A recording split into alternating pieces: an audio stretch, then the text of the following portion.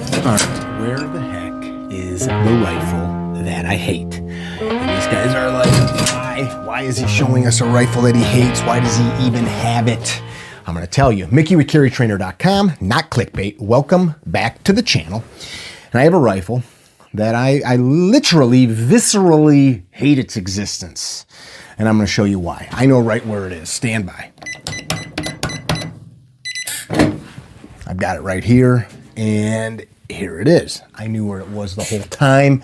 It was theater.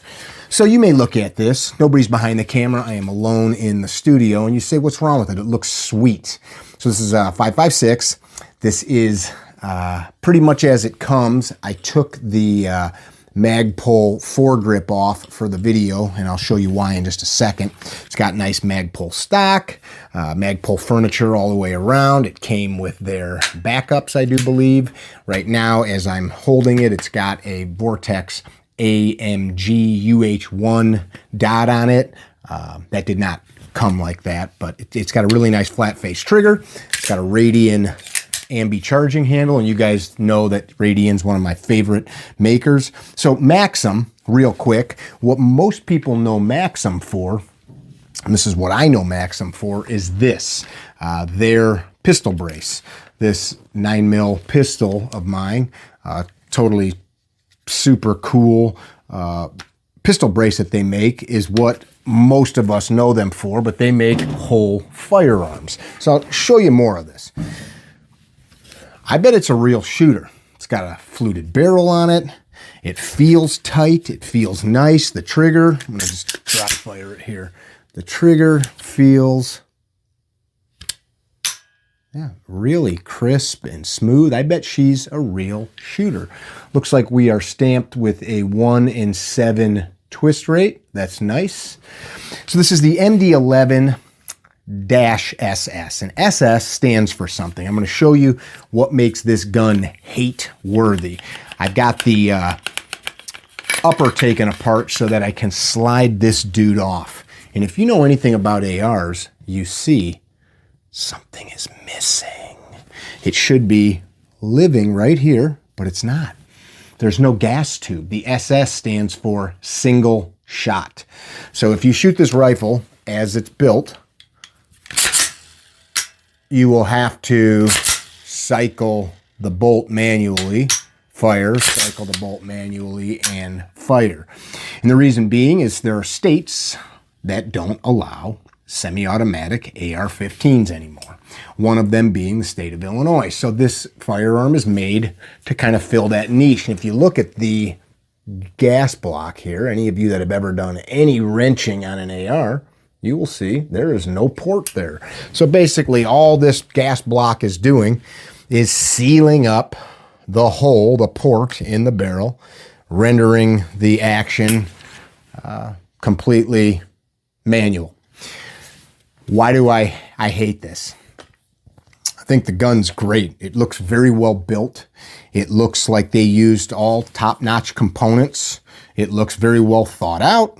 It looks like, I hate it because we live in a country where the Second Amendment is not for everybody, and where politicians, where hacks, where people that don't fully understand what the Bill of Rights is all about in this grand republic ban things like this from law-abiding people. Little side note, I get some messages from time to time calling me a bad person because I say we live in a republic. Well, we do. We live in a republic. We do use the democratic process of voting. We are both a democracy and a republic. If every one of our videos needs to be a social studies discussion so that adults don't feel upset because somebody on YouTube talking about firearms or shooting or doing some jujitsu triggers them, it's a really tough world. So I hope that you can use inference and read between the lines to understand that not everything needs to make you feel all warm and fuzzy, and it's okay to be challenged once in a while. I'm only mentioning that because as of late, it seems like we've got a string of emails and messages from people that are just annoyed because maybe they are misunderstood. So if I do that to you, I really apologize, but I'm also not going to go out of my way to placate you if you can't read between the lines and understand things like, yes, indeed, we are a republic. So I hate this because it has to exist, because politicians use cowardice or ignorance, like we just saw in Virginia, or fear, or hatred of firearms, hatred of this sacred right to self-protection to create such devices. But I also love this thing because it's set up that if you own this and you change the status of your state, or you changed your living status, whatever it might be, and you decided to lawfully convert this to a semi-auto, it's pretty simple. And all you got to do is get yourself a gas block and a gas tube, and you can make the gun work as Eugene Stoner designed. And when you press the trigger, that gas is going to come sliding back through that stainless tube, cycle the bolt, and she's going to work as designed. I think it's pretty cool that they created this situation for somebody in one of these states with these disgusting laws can bring the gun up to what its original design parameters were intended for.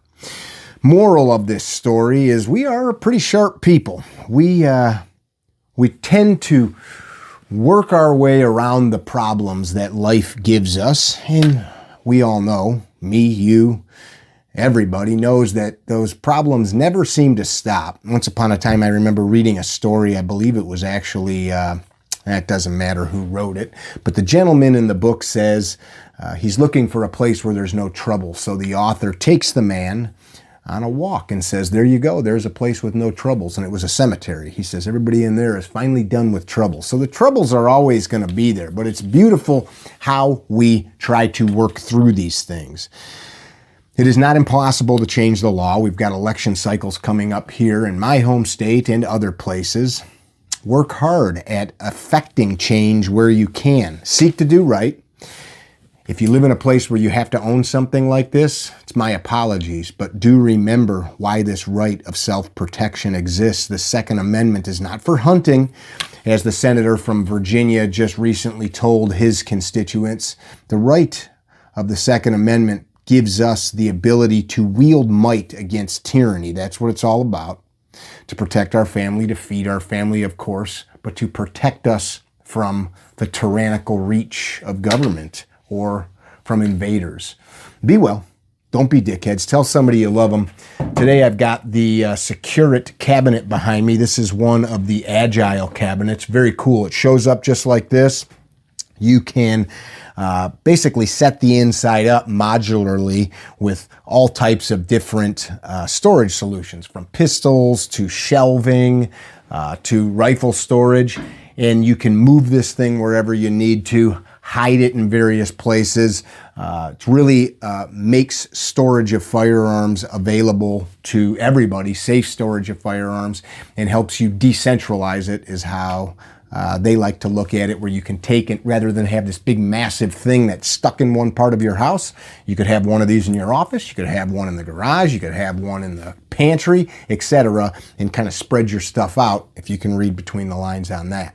Check them out, securitgunstorage.com. I've got a code if you are a student of ours. Love to share that with you if you are a student. Hope to see you guys at an upcoming class. This is right now, end of March 2026. We've got classes coming up in Las Vegas, in Tennessee, in Ohio, in Pennsylvania, in Wisconsin, and in other places. Check out CarryTrainer.com to see those. And check out the MD-15 if you have to have a firearm that is single action. Gross.